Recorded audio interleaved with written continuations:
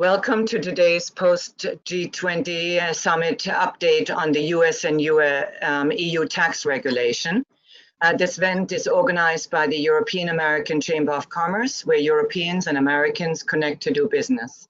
My name is Yvonne Bendinger-Rothschild. I'm the Executive Director of the EACC in New York, and I will be your host for today's event. Our program today comes on the tail end of the G20 Summit and will offer an update on global tax regulation. Our panelists will discuss tax issues addressed during the recent G20 meetings, as well as the obstacles and challenges we're facing in global tax reform in general. The status of the multilateral efforts impacting transatlantic economy, and especially policy initiatives around the digital and gig economies. Speakers include Mark Prater. He's the Managing Director of Tax Policy Services at PricewaterhouseCoopers. Prior to joining PwC, Mark served as the Chief Tax Counsel and later Deputy Staff Director on the Republican staff for the Senate Finance Committee. We are waiting for Grace Navarro to dial in. She's the Deputy Director of the OECD Tax Center for Tax Policy and Administration. And she plays a key role in all of the OECD's tax work, including the challenges of digitalization, BEPS, the BEPS project, and she led the OECD's work on bank secrecy, e-commerce, harmful tax practices, money laundering, and tax crimes. We also have Benjamin Angel. He's the Director of Direct Taxation and Tax Coordination at the DG Tax at the European Commission. He was recently involved in the preparation of all tax establishing the European Banking Union. And he's also a very gifted photographer, if you see from the backdrop of his office wall. Quite impressed about that. And we have Mark Baran. He's the principal at Marks Paneth. And Mark has more than 25 years of specialized tax, transactional, and legal experience, advising publicly traded and private companies, regulated financial institutions, investors, as well as government agencies.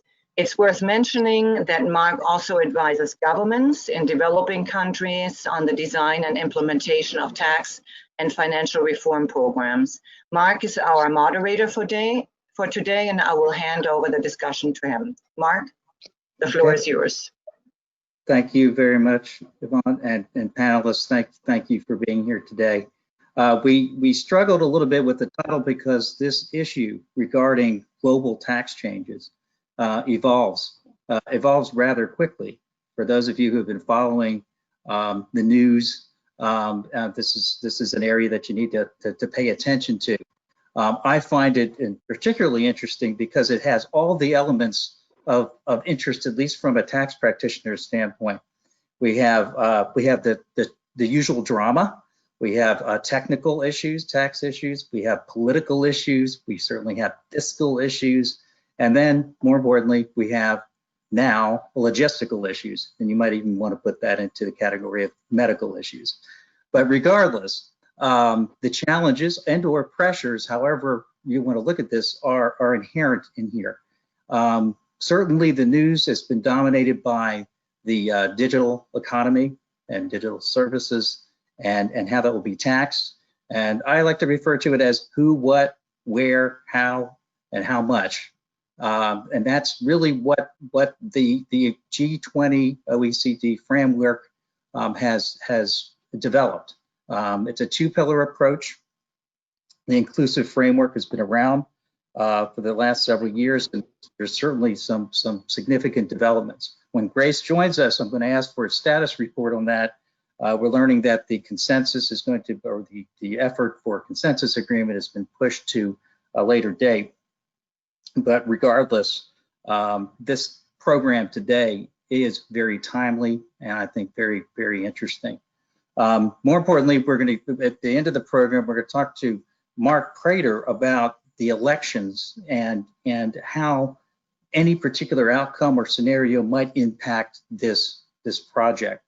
Also, regard to Benjamin and the efforts of the European Commission, it's important to know their stance and position at this point, because quite frankly, there's a political element to this, and especially with regard to relationships among the EU, other countries, and in particular the US.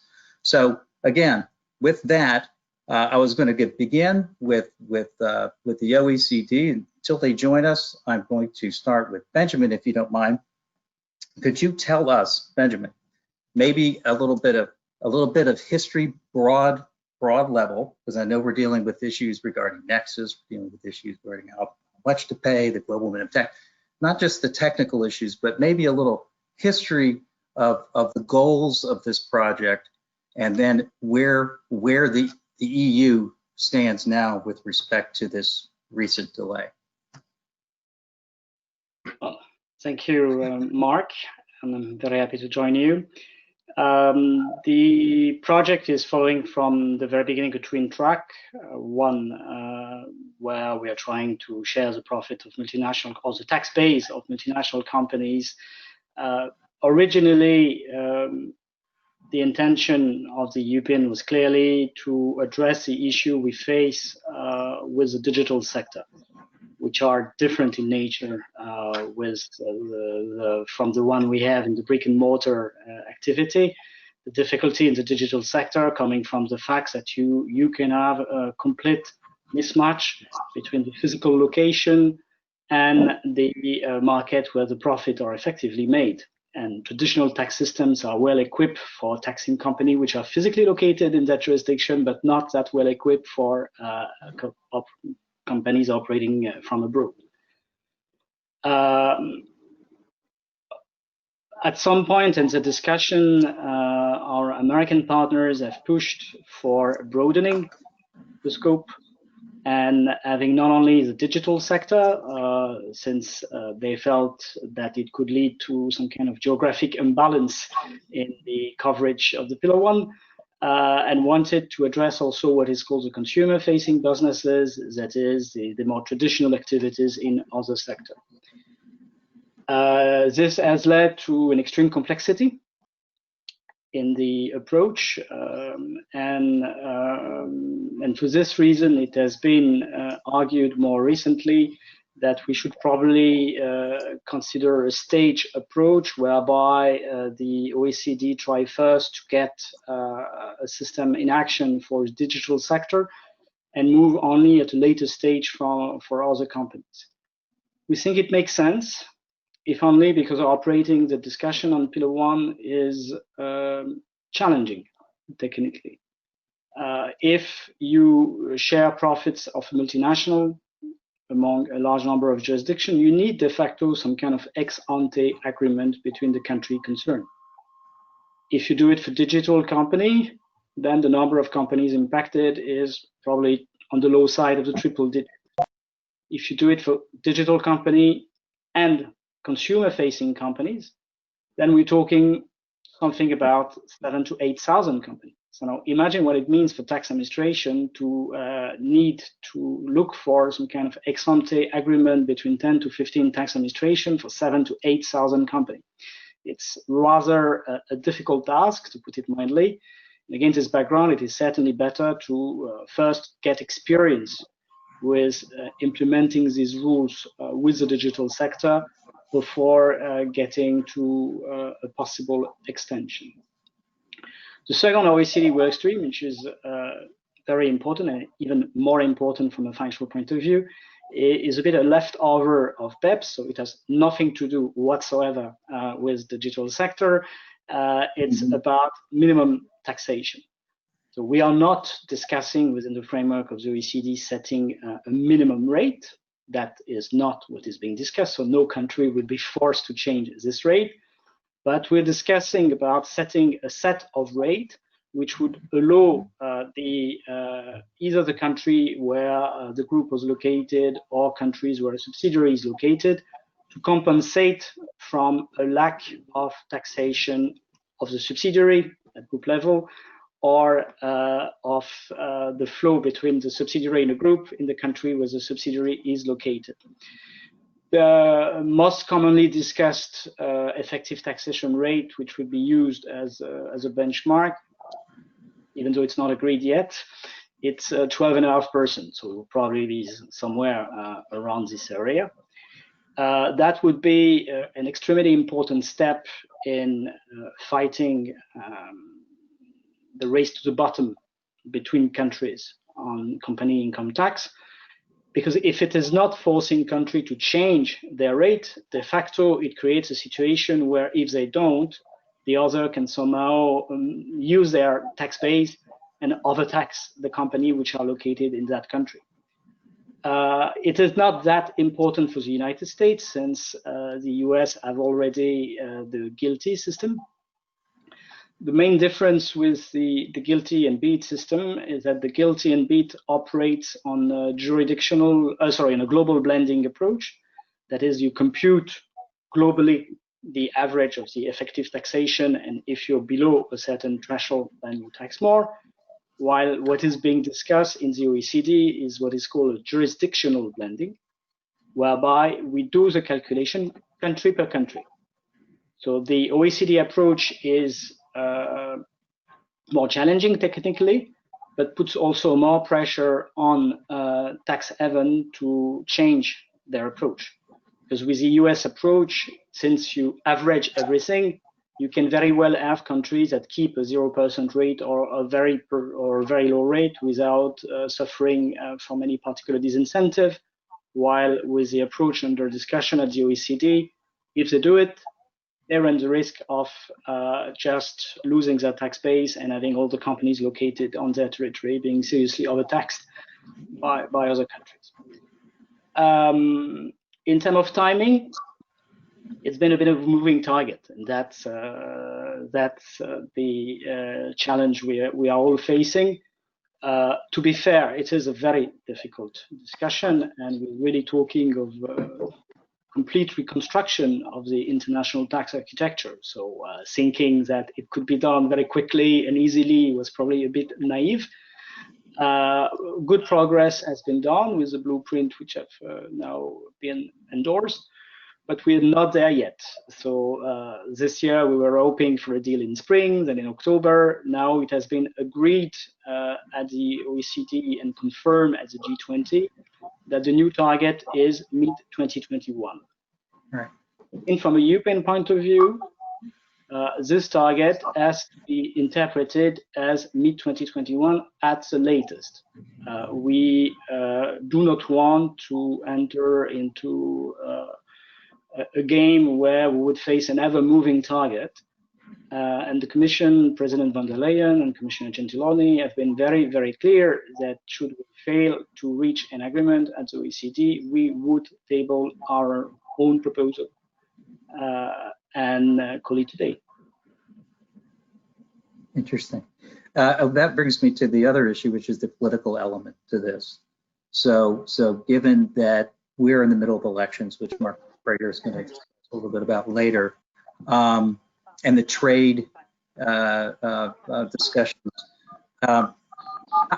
how do you foresee this in the near future playing out in terms of European countries enacting perhaps digital services tax legislation?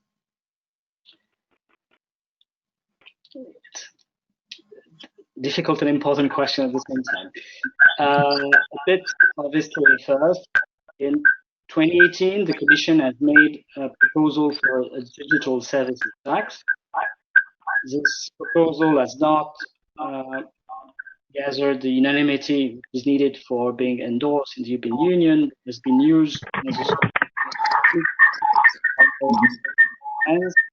there's a big echo. I hope you can still hear me.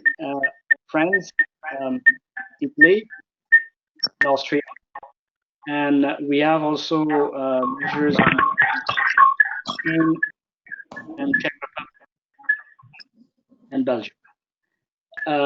Beyond Europe, you have the DSTs, which are being prepared or adopted in many countries. In Turkey. As far as the European is concerned, the primary intention behind the original proposal of the DST and the DST which has been adopted by some member states was to have a temporary quick fix that put pressure on the various players to get all these have been adopted with all their imperfection, because we all know that this is a system which has some difficulties attached, was not supposed to stay. The United States has opened a trade procedure under Section 301, originally against France, and France remained the most advanced at this stage with the threat of trade sanction from the United States for an amount of $1.5 billion US dollar, if my recollection is correct, which is a multiple of the intended tax collection coming from the French DST. So far, at the moment, we are in a situation of armed truce. That is, the United States have suspended the sanction, and France has suspended the collection of tea. Nevertheless, Minister Le Maire has been extremely clear of its intention to start the collection of tea at the end of the year. The election may have an impact in several respects. The first one is that we have seen a certain reluctance of the current administration to engage in the discussion related to Pillar 1.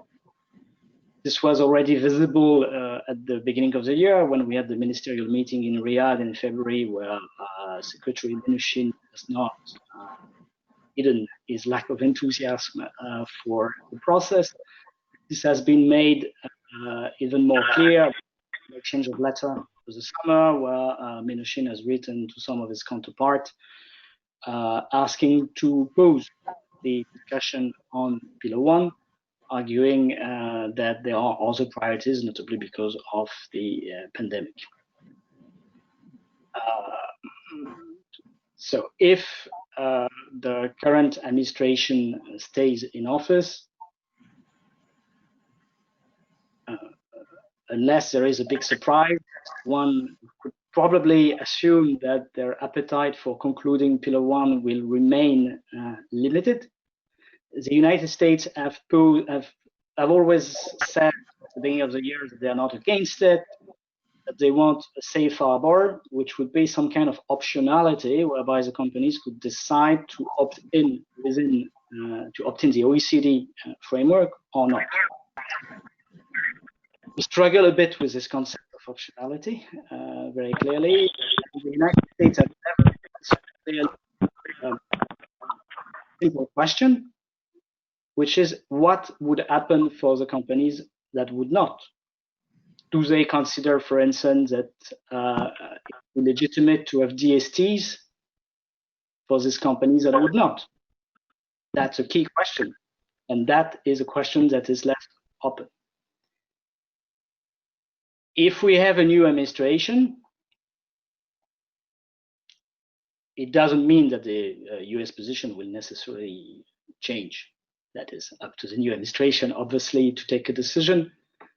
But maybe one can assume that the new Biden administration would probably be more attached to the multilateral framework and to making sure that the United States participate actively and positively to the international effort in finding good tax solution globally. So in that sense, we would probably have a better chance to have a package deal if we have a Biden administration. But all this is speculative, because by definition, we don't know whether it will be an administration, and if we have a new administration, we don't know what guidance the president would give to that administration. So that explains why most OECD participants, including the European Union, have accepted, despite eagerness to conclude, the need to wait for the election to take place. and see whether it translates into a change of position of one of the key players in this discussion. Okay, no, that's very helpful, and that's actually a good segue to Mark. And Mark, I hope our technical issues are straightened out. You look okay. I think, but Benjamin was talking about the outcome of the election, which is obviously speculative. But can you give us some insight of what's Sure. and then what Sure. this means for the OECD project? Yeah, thank you, Mark, and pleasure to be here with you and Benjamin this morning. So let me talk about three things on the election. One, I'm going to just give us a very brief report on kind of the state of the data. And then secondly, I'm going to talk about kind of two different scenarios post-election. And then third, talk about the consequences of those scenarios. So the data right now, a very good metric to keep your eye on is the Real Clear Politics average. It's a series of polls of various different accuracies, perspectives, et cetera. So right now, it's showing a substantial lead for former Vice President Biden, 9.2% overall. You have to also look at the battleground states, largely upper Midwest, Florida, Arizona. The upper Midwest is really dominant in that. The top battlegrounds, former vice president, on average is up by about 4.9%.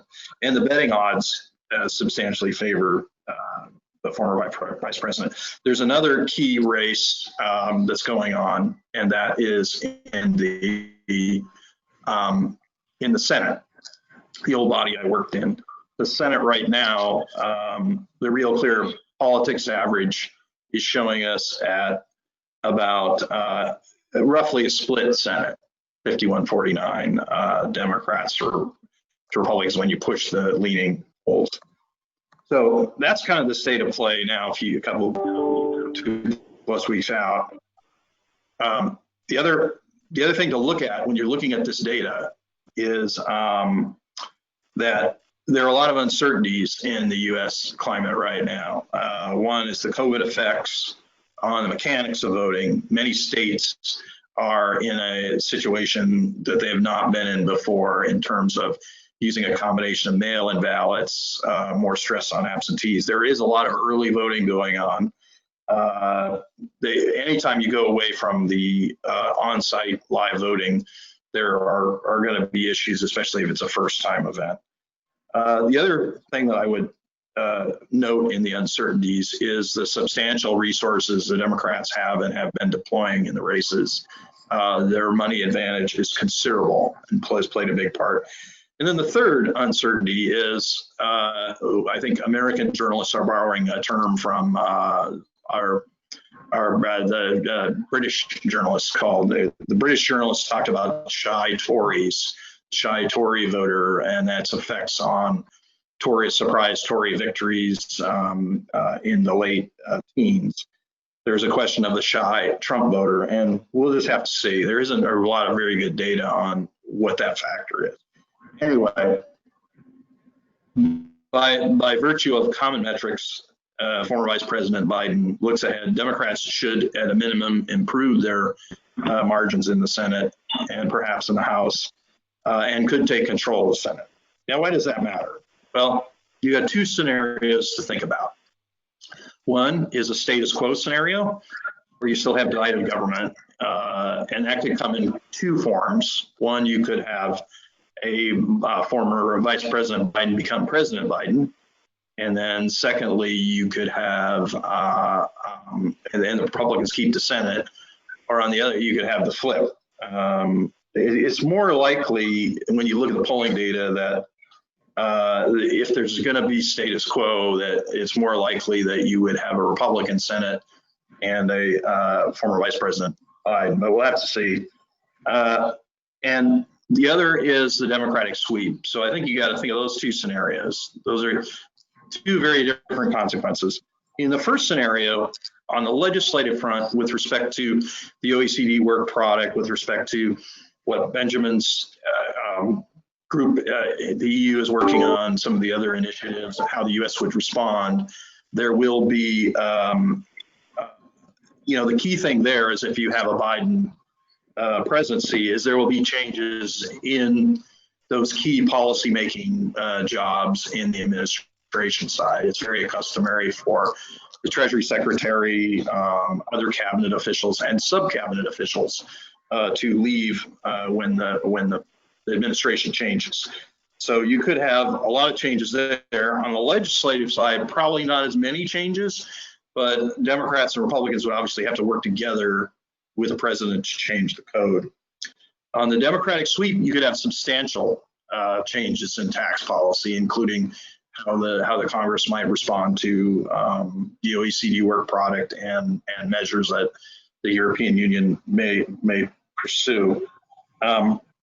In that case, in the Democratic sweep, they're going to have to stand up a government. In the U.S., there's a lead time. The president is inaugurated on January 20th, and then the key cabinet posts, including the Secretary of Treasury, Secretary of State, and sub-cabinets like the Assistant Secretary, all have to go through what's called a confirmation process in the Senate. And that involves vetting and committee hearings and votes in the committees and floors. So there's a certain lead time involved before the policy is enacted. So that's important consideration in a Democratic sweep too. The government won't be stood up right away. And I actually think that the OECD's pushing off of the date, the production date, until the middle of next year is a helpful development, because that will give, if there's a Democratic sweep, that will kind of mesh with likely the standing up of government in the US on the administration side. So what are the consequences? So in terms of the US reaction to these measures, you need to change the Internal Revenue Code and or change trees, depending on what the Congress would decide to do. The Internal Revenue Code changes require both the House and Senate and, of course, a presidential signature.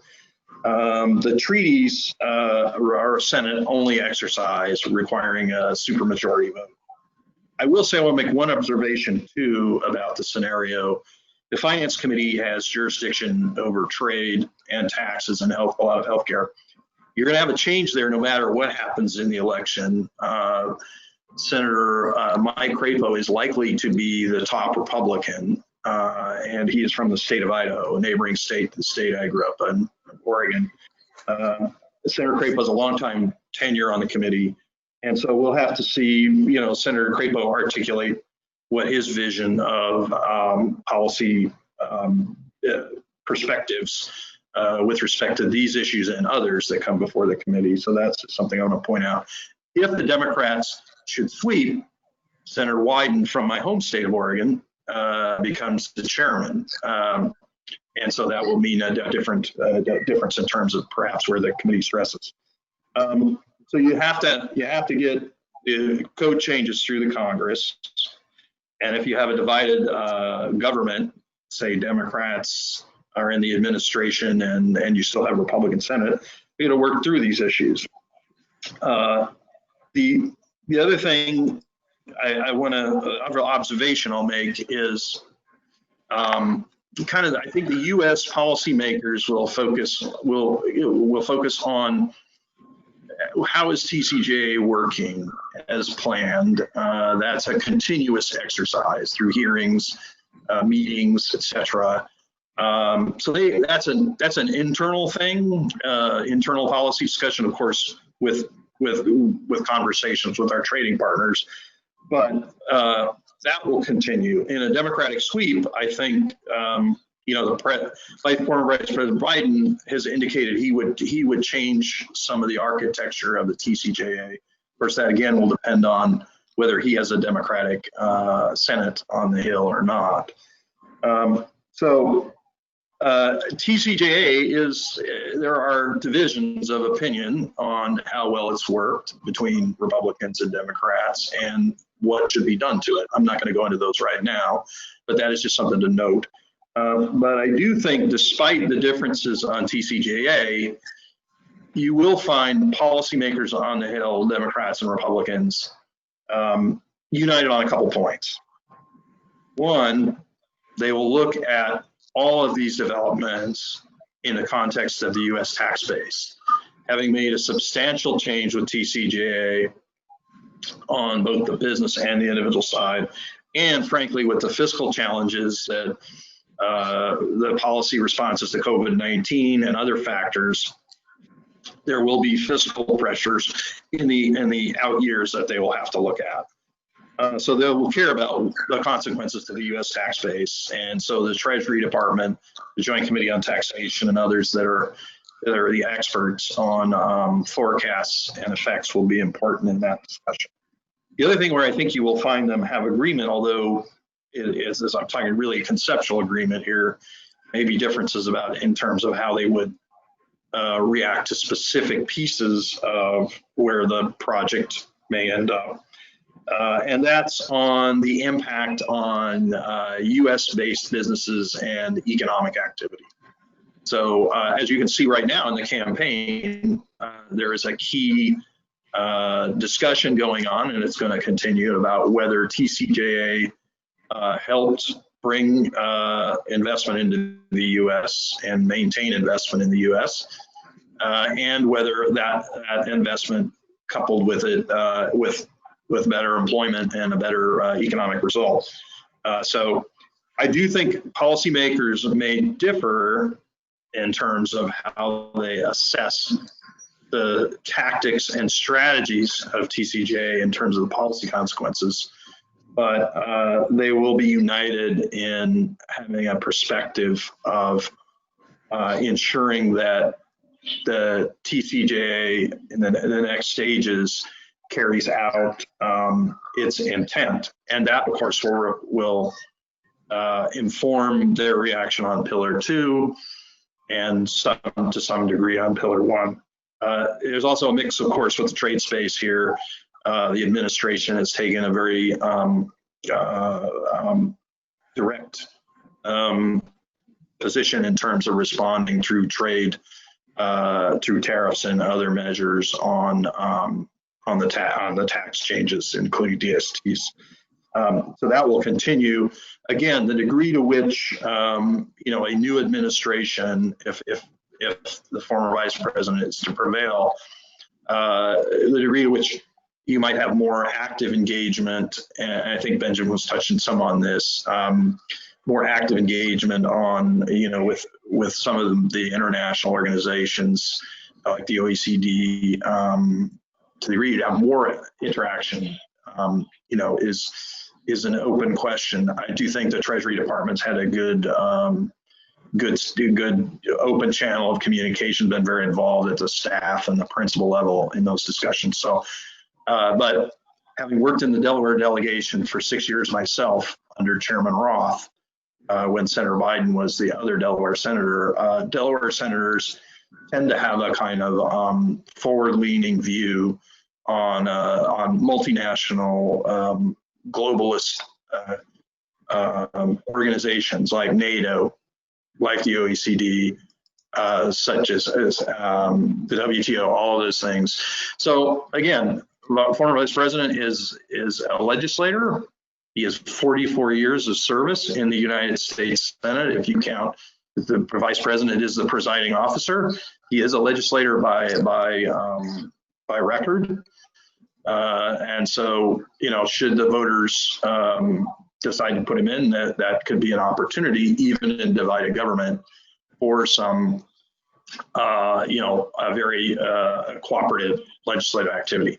If President Trump is reelected, I would expect more of what we have seen over the last 2 or 3 years in terms of tax policy, probably kind of lurching along to a certain degree on resolving some of the issues on TCJA, and more of what we've seen in terms of interface with the OECD and the EU, et cetera.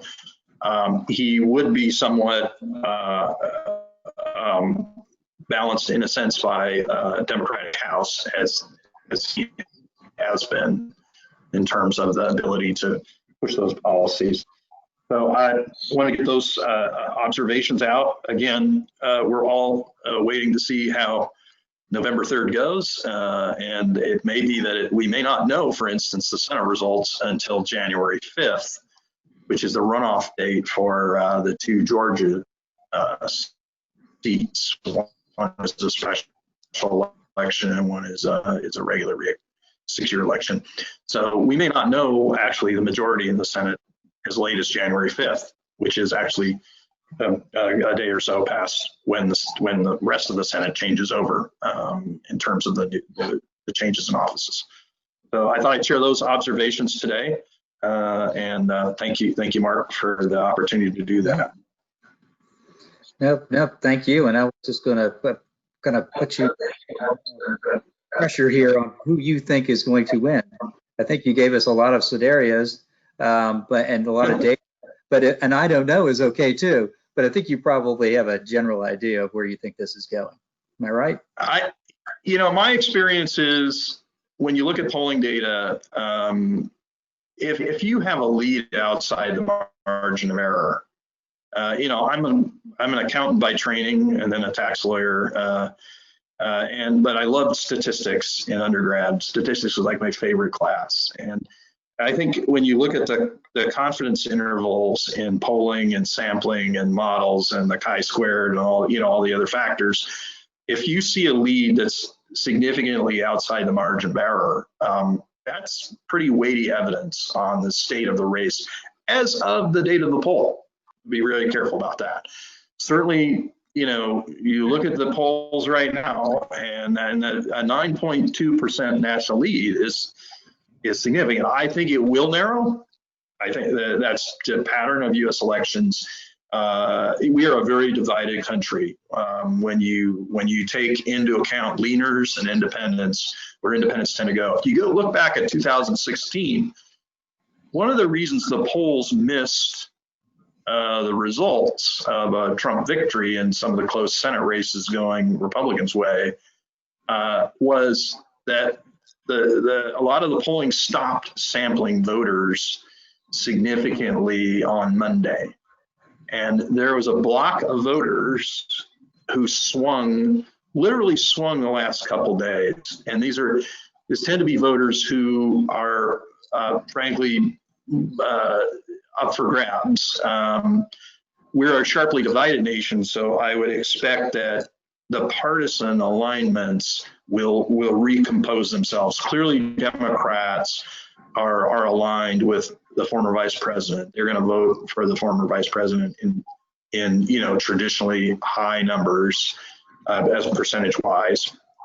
Republicans, there are some Republicans who, and especially in some of the battleground states, cohorts of Republicans who I think likely are to come home and will narrow those polling margins. The question is, what does that last group do? What do they do come Monday or even Tuesday? What is the state of play? What are the macro events that are affecting them? What does the economy look like? We're going to get third quarter economic data. They'll talk about GDP and employment and other things really close to the election. And it's probably going to be a decent number on the GDP side. If you believe Goldman Sachs and some of the other forecasting houses, the people in charge with it, U.S. GDP is probably going to grow at least 20% off a low base off the second quarter. How much of an effect will that have? Well, what will be the candidate's reaction to that? I don't know. Could that affect that last swingy group of voters? How much it seems like there's a COVID wave that has finally reached the upper Midwest, reached states like Wisconsin and Michigan and the upper Midwest region, which of course is the key battleground. Will that wave kind of be mostly on the downside, come the last week of October? We don't know, but that may affect it too. Will there be good news on a vaccine? Will we see other kinds of events that we can't forecast? And as as usual in politics, there are always surprises. We've got another one that's popped up here in the last couple days, and you've really got the interesting phenomenon of tonight, two different town halls, which were originally supposed to be a town hall debate, and you've got another debate between the former vice president and President Trump, and whether there are consequences from that. I still tend to think that the electorate is going to kind of solidify in its two bases, and so the polling will tighten up. I think that will happen, but it will be that last block of voters, and especially in the battleground states. I mean, if you look back over the last 20 years, the two Republicans that prevailed, the two Republicans that prevailed in the Electoral College lost the popular vote. George W. Bush in the 2000 election, and of course President Trump in the 2016. Now, President George W. Bush won a narrow popular vote in getting reelected, but you got to look at those two things very differently. There's really two different scorecards here. The national popular vote, which doesn't really matter in the end in terms of the Electoral College and the constitutional process, and the battleground states, which directly affect the Electoral College count. And so the key focus is on those battlegrounds, and how will those swingiest voters move in the last 2 or 3 days, really. They may move as they're walking into the polling booth, or as they're dropping in that last mail ballot, whatever it is. And you always got things like weather too, right? Do you get a snowstorm in the upper Midwest? Do you get is there like a rainstorm down in Georgia or something? Those things are all the intangibles that affect the outcome. Although I will say the early voting is at record levels, which I think is to be expected considering all the circumstances. There's a sizable percentage of the electorate has already voted even today, and including the battleground states. But we'll have to see. Those are all factors that will play in. But again, I guess my basic kind of level set point is that the polling data, the average of the polls looks the former vice president, if the election were held today, looks to be in decent shape in terms of rounding up the electoral votes. Okay. No, thank you very much. Couple things. Thank you, Mark. It's very helpful. Benjamin, we have a question from an audience member directed to you. It says the EU Commission wanted to table a proposal for a digital tax in early 2021. Given the new deadline of mid-2021, will the Commission wait? Will they wait? Well, it depends on the definition of the word early, which we have never fully clarified. The difficulty on our side is that we have two processes running in parallel. We have spoken so far of the OECD process, which has a very strong global relevance, but we have a strictly European process as well, where the heads of state and government have decided that we will finance the EU budget via a number of new ways, and one of them is a digital levy. I don't think you should pay an excessive attention to the word levy. The people that drafted those conclusions are not necessarily tax experts and not necessarily knowledgeable in the difference between a tax and a levy, but it is to be read as financed by digital something. And for this, the deadline for us, the ultimate deadline for tabling a legislative proposal is June. So we have somehow to find a way to combine our strong attachment to the OECD process. We sincerely wish the OECD to be a success. I think it is best for everyone if we have a robust global agreement. With our own calendar, where we have to come up with something by June, and obviously when you come up with something by June, you don't start drafting in June, you start drafting earlier by definition. So we are doing at the moment a number of options depending on how things develop. And the US election, as just explained by Mark, will be also one important parameter in our thinking. Yeah, no, and that's what I wanted to sort of follow up on with you. Are there, it's actually three parts to this, and you can take whichever one you like. Are there any elections occurring within EU countries that we should be paying attention to that are upcoming? Well, we have 27 countries, so by definition, we don't have a year without an election. Right. And the attitude of European country towards this OECD process tends to vary depending on the pillar. I think that a vast majority of European countries like the two pillars, but we have some country that like the first pillar but not the second pillar, and some others that like the second pillar but not the first pillar. So the only thing on which everyone agrees is the usefulness of having an agreement, provided we have both. And that adds an extra element of complexity in the current situation, because we could very well imagine a situation whereby there would be an international consensus on the second pillar, but not yet on the first one. But we, European, somehow have to ensure at some point a transposition in Europe, having on board everyone. So that is an extra complication for us. So far, we have maintained a very strong line that we want both and not to dissociate them, if only because a dissociation would somehow diminish the chance of having the United States on board for the first pillar.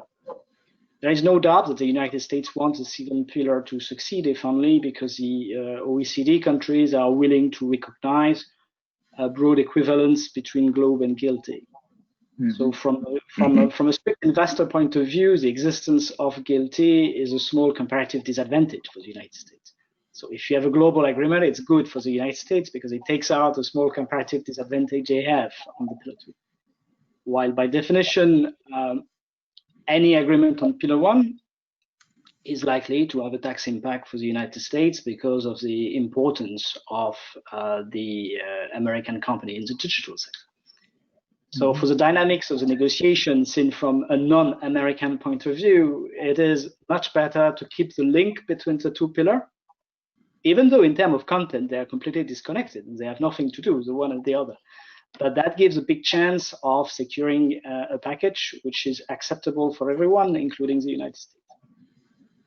Yeah, and I'm so sorry we couldn't connect with the OECD because they're managing a very large number of countries, close to 140, and seeking a consensus. And I can only imagine the difficulties that you could encounter doing that.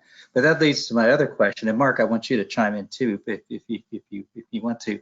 But the process, to help us understand the process from the European community's perspective, and then from the U.S. perspective too, and what an ideal process would look like. You alluded to you like to see both pillars. You alluded to how you would like it, but practically and logistically speaking, how do you interact? You interact with the OECD, but how are you interacting with other organizations like the UN, who I understand recently are looking at treaty modifications that might affect digital taxes for developing countries? But how are all these other organizations interrelated with respect to what you want to accomplish? Well, so far as far as taxes are concerned, our primary interlocutor is really the OECD and its members. Okay. UN does not play a comparable role.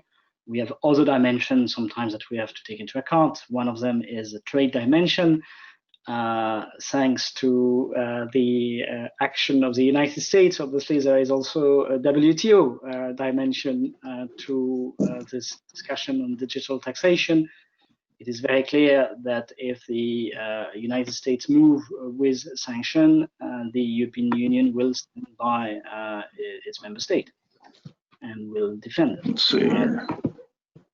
So it is in no one's interest to have trade tension, especially in the current global economic situation. No one has to win, but at the same time, the desire, notably of large European member states, to move on with an effective and fair taxation of the digital sector is very strong. So my clear message is to our American friends is do not assume that we will blink because of the threat of trade tension. We won't. We don't want those trade tension. We want a global agreement. But if by an extreme misfortune we were getting to this stage, then we would make sure that our member states are properly defended in the WTO and as foreseen in our treaty. Now, if we have an agreement in the OECD, let's take the positive scenario. The work doesn't stop. So this deadline, which has been set mid next year, is a deadline for reaching a political agreement. That is, for having the political blessing and for the finance minister and possibly the head of state to say, oh, we're fine with this base. But you still have a lot of legal work that needs to take place after this, because this agreement needs to be transformed into a multilateral convention. And that multilateral convention needs to be ratified. So all countries, the United States and the European Union, will have obviously to work on the parameter of that convention, then to ensure a proper ratification. And we know from experience that the Senate can be a complex stage in a ratification process. And then domestically, within the European Union, we have an extra intra-EU step, which is transforming this convention into EU law. So you have EU proposal that will need to be discussed by our member states that will decide how we implement in practice among member states this OECD agreement. So it's still a long road, to be honest. Yeah, it sounds like it. And I think we just lost Mark. Oh, there he is. He's back. So Mark, can you hear me? Okay. I'm not sure he can. Okay, that was helpful. But the other issue I wanted to mention is the third part of this, Benjamin, and I really appreciate you being candid. It's the economic aspect of this and the revenue estimates. I'm not an economist, and I'm a tax lawyer as well, but I'm intrigued by the numbers, which sometimes differ, as with respect to the revenue impact for a tax in each particular jurisdiction and how those profits will be allocated and revenue. What do you think is the most reliable source for data on what type of revenue this might raise in terms of getting, if you go through the process that you just described and having ratification? Are there sources that are helpful, most helpful? It's a very difficult exercise for seeing the consequences. The OECD has released an impact assessment, which you can find on their website this week. They have aggregated the data, so you won't find the data per jurisdiction, but they have communicated to each country separately the result of their simulation. It is easy to make assessments taking a static approach. That is, you look at the situation today, you run the system for Pillar 1 and Pillar 2, and you see what the impact would be. It is far more difficult to make assessment taking a dynamic approach, and this is what the OECD is trying to do. Let me take you a simple example. For instance, if you had a global agreement on minimum effective taxation, what would be the impact, for instance, on a country like Ireland? Taxation is one element of the attractiveness of Ireland, but it's one of many. Ireland is also attractive because it has a skilled labor force, because people use English, because it has a flexible labor law. So being able to disentangle somehow the economic impact of taxation from the other factors and coming on a figure, this will be the impact on Ireland, is extremely difficult. As far as Pillar 1 is concerned, whatever the country concerned, one thing is sure, the impact is modest. Everyone knows it. It's built in somehow. because what is under discussion is discussing a new repartition of 20% of the profit above a 10% profitability benchmark. 20% above a 10% profitability benchmark. So the amount that is being shared globally is very small. In euro, it's even double digit in billion globally. So you might say, is it worth the effort considering the relatively modest impact? We think it is. We see it as a first step, even though it's complex, even though it's heavy, even though the amount which will be redistributed is not spectacular. The journey in itself is extremely important because that would be the first time that there is a global agreement on how to handle the profit of multinationals. And as such, that has a very strong value. Right. Yeah, no, it does. And I've just seen what tax increases could raise annually. I see between 50 and 80 billion US dollars when you add to the US minimum tax, $100 billion.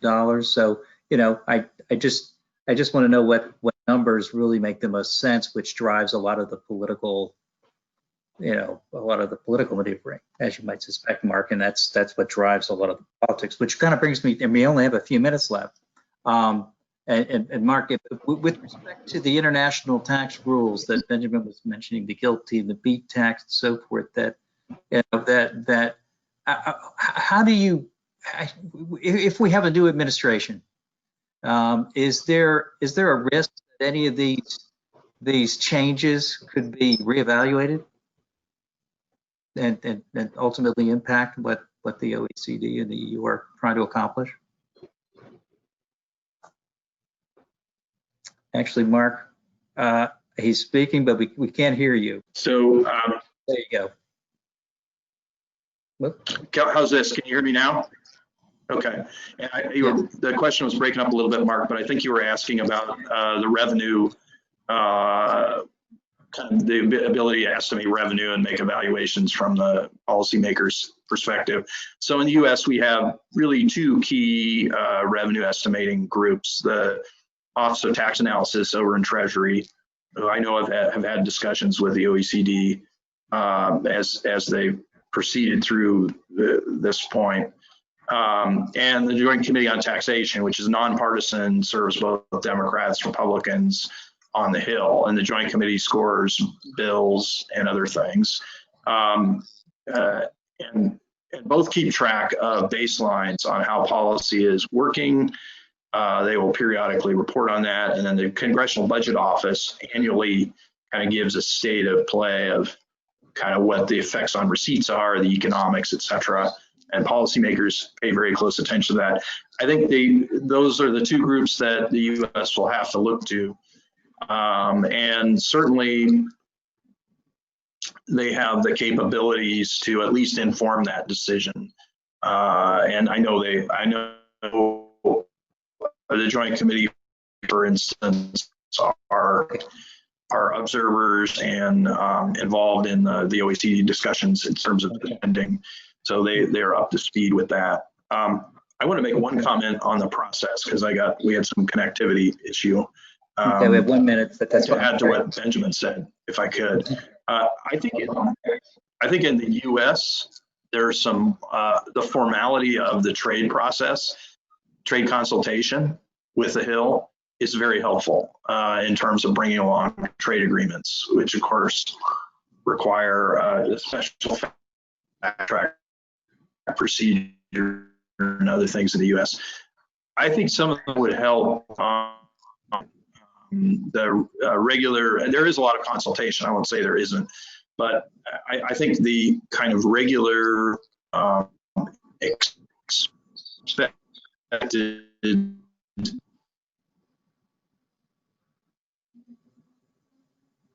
Oh, I think we might have lost Mark temporarily.